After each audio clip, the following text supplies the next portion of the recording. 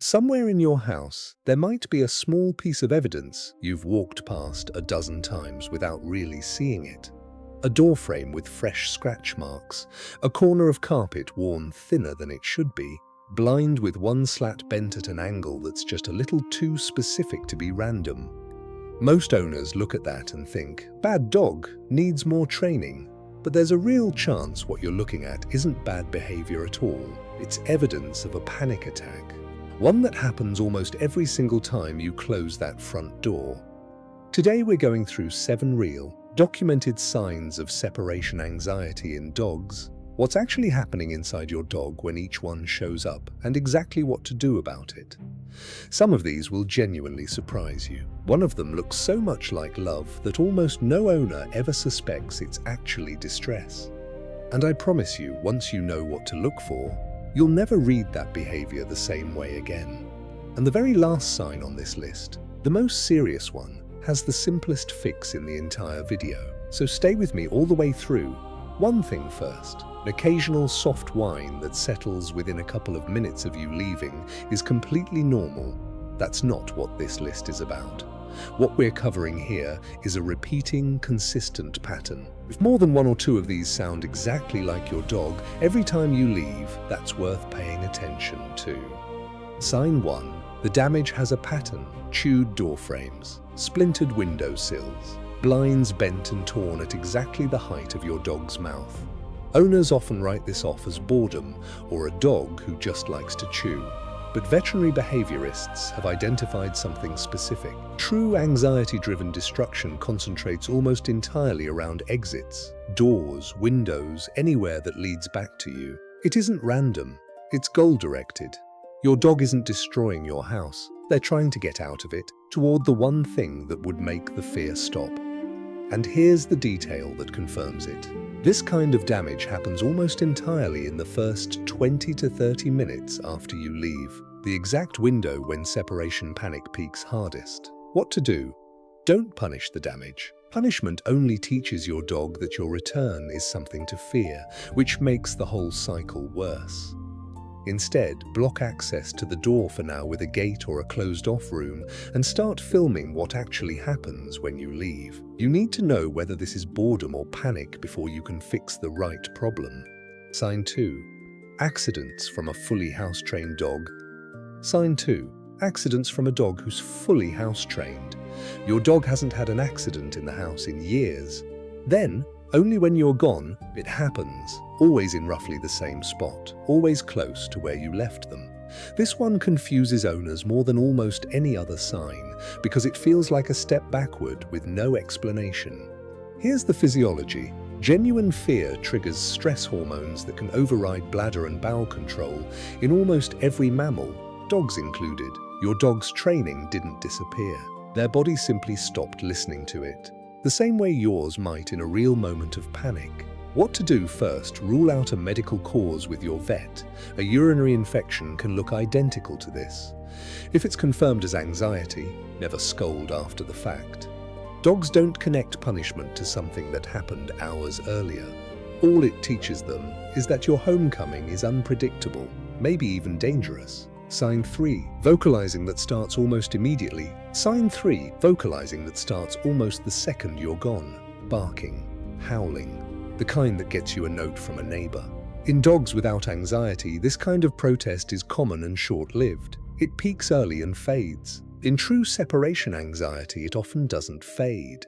Audio monitoring studies on dogs left alone have recorded some dogs vocalizing on and off for the entire time they're separated, not just the first few minutes. That howl is an ancient, long-range signal built to call a scattered pack back together across distance. Your dog isn't being dramatic. They're broadcasting, for as long as it takes, hoping the signal reaches you. What to do? Start departures small. Leave for 30 seconds. Come back before the barking starts, not after. You're teaching your dog's nervous system a new fact, that the door closing doesn't mean gone, quick thing, and then we'll keep going, because sign 4 is where this gets physical. If you're recognizing your own dog in any of this, subscribe to Poto. We go deep into exactly what's happening inside your dog and how to actually help. There's a lot more of this coming, okay? Sign 4, pacing, panting, drooling, trembling. Sign 4, pacing, panting, drooling, or trembling, even when it isn't hot and nothing dangerous is happening. Owners who've set up a camera are often shocked by this one. A dog walking the same 6-foot loop for 20 minutes straight, drooling onto the floor, panting hard while lying perfectly still. These are textbook physical stress responses. The same fight or flight signals a body produces during real danger, running the entire time you're gone.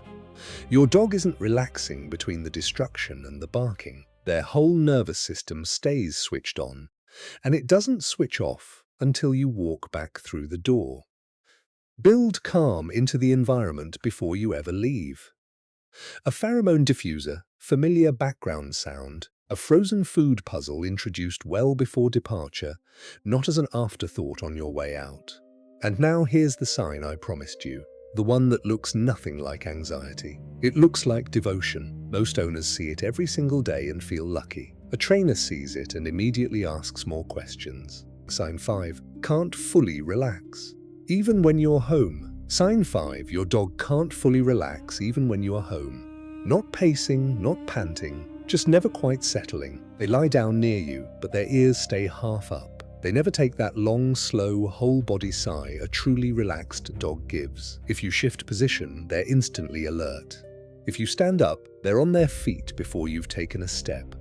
From the outside, this looks like a dog who adores you so much they can't bear to look away.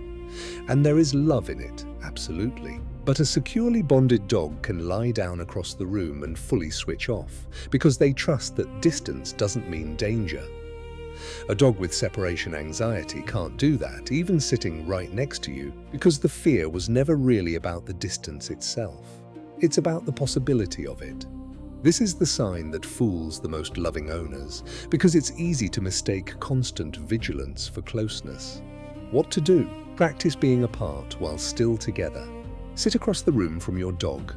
Reward calm, settled behavior at that distance, not just direct contact. You're teaching them that space. Even a few feet of it is safe. Sign 6, reacting before you've even left. Sign 6, your dog reacts before you've even left. You pick up your keys and they're instantly anxious. You put on your shoes or your coat and the panting starts before your hand has even touched the doorknob. This is straightforward conditioning. Your dog has learned that certain small actions reliably predict you disappearing. So the fear response starts the moment they see the cue, not the moment the door actually closes. Veterinary behaviorists specifically target this in treatment plans because the anxiety doesn't begin at the door. It begins in your hand reaching for your keys. What to do? Break the link on purpose. Pick up your keys, put on your shoes, and then sit back down. Do this randomly dozens of times across a week with no departure attached. Slowly, the cue stops meaning anything at all. Sign 7, escape attempts and self-injury. And sign 7, the most serious one on this list, and the one I want to handle carefully. Escape attempts that cause real injury. Torn nails from scratching at a door, a cracked tooth from biting at crate bars, a window screen pushed clean out. This is not a dog trying to misbehave. This is a nervous system in such genuine panic that it overrides pain, the same way a person in a real emergency won't notice a cut or a burn until afterward. If you're seeing this, please don't read it as a training failure. Don't read it as your dog being too much. It means the fear has crossed into a level that needs real support. And here's the part I promised you, the simplest fix on this entire list for the most serious sign on it. If your dog is hurting themselves in your absence, the very first step isn't more training, it's stopping. Stop leaving them alone at that full length entirely, even temporarily, a sitter, a family member, a daycare, anything, so they're never pushed back into full panic while you rebuild their tolerance from somewhere near zero. You cannot train over the top of an open wound. You have to stop reopening it first. So here's what actually helps. Across all 7 of these, because a list of problems isn't worth much without the fix. Start departures shorter than your dog can currently handle, even if that's 10 seconds, and only add time once they're calm at the length you're on. Keep your goodbyes and your hellos boring on purpose. No big excited build-up, no dramatic departure. because both of those spike the exact stress response you're trying to lower. Break the link between pre-departure cues and actually leaving, the way we covered with the keys and the shoes. Give your dog real exercise and mental work before you go, not just food in a bowl on your way out. And track it with a camera, so you're training against what's actually happening, not what you assume is happening. And if none of that is moving the needle after a few consistent weeks, or if you're seeing injury or panic that never eases, please loop in your vet or a certified separation anxiety trainer. For some dogs, short-term anti-anxiety medication alongside this kind of training is exactly what finally makes the training possible. That isn't a failure on your part. It's often the thing that gets a badly frightened dog to a place where they can actually learn to feel safe again.